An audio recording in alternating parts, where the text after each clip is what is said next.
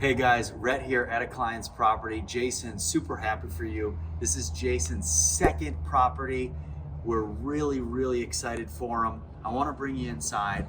So guys, this house under contract right now for $100,000. It needs about $11,000 in work. We'll go through it. We'll show you why, what it needs, what we have to do, and what $100,000 will buy you in a turnkey situation. Now, this property right here had multiple offers. Jason was so fortunate to get it. We're gonna walk through it. This house will be a 4-bedroom. We'll bring in probably somewhere between $1,300 and $1,400 a month, 100% guaranteed Section 8 income. Come on in, we'll show you around. So guys, walking in right here, we walk into the living room. Of course, you know how I feel about a lot of these light fixtures. This is gonna be one of the first things we take and throw right into the garbage. We are gonna trash this. We're gonna put a nice, smooth light fixture on the ceiling in here. Otherwise, really nice. Old gas fireplace right here. What we'll do is we'll end up capping that gas line. So we'll cap it so it won't be usable. Everything in here looks good. It needs a little bit of touch-up paint on this piece right here. Otherwise, we're in really good shape. Now, something about this house, guys. You know we go into a lot of homes, and sometimes these homes that are residential homes are used for other purposes. Now, again, this is gonna be one of those homes. This house used to be what I can only believe to be a massage parlor or something of the sort. We've seen them before, I'm sure we'll see them again. But right off of this room is gonna be our first bedroom. Now, right now it's not a bedroom, it is something else. So it doesn't have a door. Obviously this will not work. So we'll take this, we'll rip this out, we'll put a brand new door in here.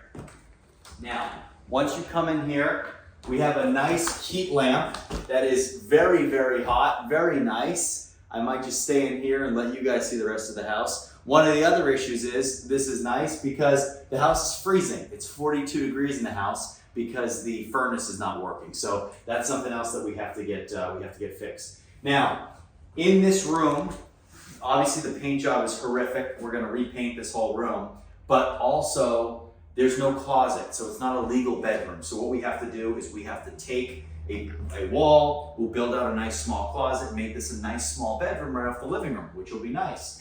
And if in case you were wondering, we're gonna get rid of this nice heat lamp. I might take it home with me instead. So, just kidding. So, walking through the living room, we have nice hardwoods, the floor is good, the paint in here is good. We don't need to do anything in here aside from light fixtures and some light paint work. We come in here, again, with these gross light fixtures. We're gonna take these, get rid of these. But again, really nice kitchen right here.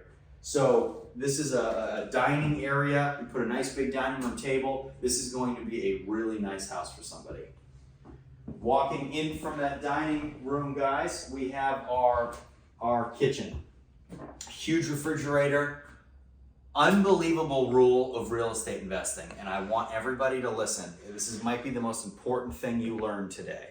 I don't care how nice the house is or how bad the house is. Never, ever open a refrigerator when you go to a property that you might buy. I've opened these things up before and there's been milk, meat, sour cream that's been sitting in there for years, and sometimes the electricity's off and you only make that mistake once. So we're gonna clean this up if it looks good, and stove and range, not quite sure if it's working or not. We'll most likely do new appliances in here, but everything in here looks good. The walls are dirty. We're gonna clean these up, but I don't think we need to repaint in here. So moving on into the hallway, we have our bathroom. In here we have a toilet that is a full bidet. We're not gonna keep that because the issue is if this breaks, we're on the hook to replace it. So if you put a regular toilet in here, we don't have an issue. So we're gonna take this toilet, get rid of it. Otherwise, everything here in this bathroom is really nice. It's got some nice tile work in there on that shower. It was done very well. So we're not gonna do anything there aside from move that bidet toilet, which is a little bit silly. Now, moving into bedroom number 2, We're gonna get rid of the ceiling fan here. We're gonna paint this room, all right? We're gonna paint this room, and what you see, we have some kind of stuff on the walls here. Don't know what it is. Looks like paint, I hope. And then we're gonna paint them. We get drywall work that needs to be done. There are holes in the wall here from what looks like a TV stand or something that used to go on this wall right here.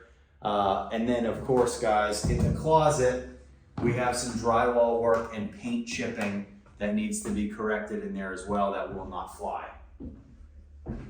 Also, something to keep in mind, exposed wiring under the outlet, we'll have to take care of that as well. Outlet covers, and then small things that we always do and we always correct. Now, I talked about how it's freezing in this house. We have to get an HVAC tech up into the ceiling. The furnace is in the attic. So we're gonna get up there and get that corrected as well. Don't know what that's gonna cost, but it's not working. So we have our panel in here as well. We have a brand new electric water heater, which is great in here. Got to do some drywall work over by the washer dryer hookups. This is just about as ugly of a patch job as you can get. But again, nothing crazy in here. And then we have our last two bedrooms in the back of the house. So bedroom number 3 has its own bathroom. They did a really nice job here with this bathroom. Really nice having that right off the bedroom here too. But one of the issues I have with it, we have drywall work that needs to be done. They were running some kind of cords. These are custom blanks that they cut out. So they made these themselves. I don't know what kind of wires they were running through here, but most likely TV. That's why you have your outlet up here and you can run excess wires through the wall and out the bottom. So we'll put a new light fixture in here. It needs new closet doors. And we're gonna paint this room. And we have electrical falling out of the ceiling in there too. So something that is also gonna have to be rectified before we put a tenant in this unit. So just small things in all these rooms. The tile looks good. We have a nice, really nice storage closet off of this little hallway, but it's gonna need work. So it needs drywall work and it needs paint. And then lastly, everybody, as we hit this last room here, we have a ceiling fan that is missing every single light bulb. We're gonna take that ceiling fan out, and if you come over here, you see that all of our thoughts have been rationalized with massage oil. We have all of our body butters and all this good stuff in here, okay? So just a lot of times we don't really want to know what's been going on in a lot of these houses, and sometimes you don't know, and sometimes you don't want to know. So this is going to be our last bedroom. This bedroom also will need a door, okay? And that's pretty much it. So really not bad. Really not bad. We're actually going to have to put a closet in here as well. Yeah, we're going to have to put a closet in there as well. So really not terrible, okay? I really like this house. It's going to be a really strong house, going to bring in between $1,300 and $1,400 a month. ARV on it's probably going to be, about 110. We're into it for 100. It's going to probably need between, right around 11,000, between that 10 and 12,000 mark. With that being said, our ARV is going to be right around 110. The street's amazing. I have another client who owns the house next door, which I always love because then we can start controlling neighborhoods. So I like that because if we can control a neighborhood, I know the people that are moving into that neighborhood. I know it's going to be quality, and I know that the neighborhood will continue to appreciate.